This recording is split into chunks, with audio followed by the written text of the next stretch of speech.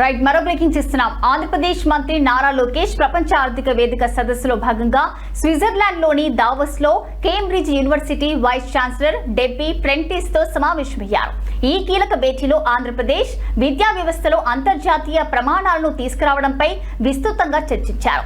ఆంధ్రప్రదేశ్ లోని ఉన్నత విద్యా సంస్థలు కేంబ్రిడ్జ్ యూనివర్సిటీ కలిసి జాయింట్ రీసెర్చ్ ప్రాజెక్టులు చేపట్టాలని మంత్రి లోకేష్ ప్రతిపాదించారు.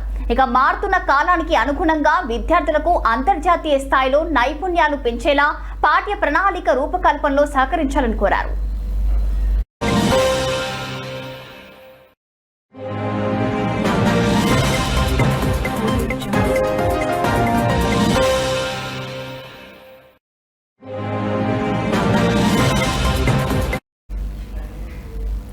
ఏపీని భారతదేశపు ఏఐ హబ్ గా మార్చాలన్న లక్ష్యంతో భాగంగా అత్యాధునిక సాంకేతికతపై పరిశోధనలకు కేంబ్రిడ్జ్ మద్దతును ఆయన కోరారు.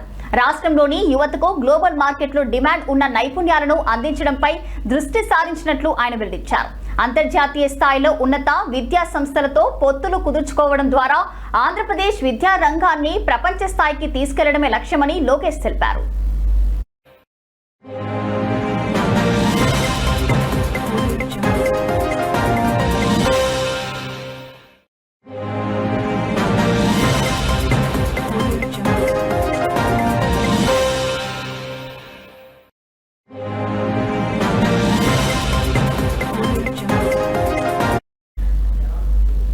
ఆంధ్రప్రదేశ్ మంత్రి నారా లోకేష్ ప్రపంచ ఆర్థిక వేదిక సదస్సులో భాగంగా స్విట్జర్లాండ్ లోని దావోస్ లో కేంబ్రిడ్జ్ యూనివర్సిటీ వైస్ ఛాన్సలర్ డెబ్బీ ప్రెంటిస్ తో సమావేశమయ్యారు.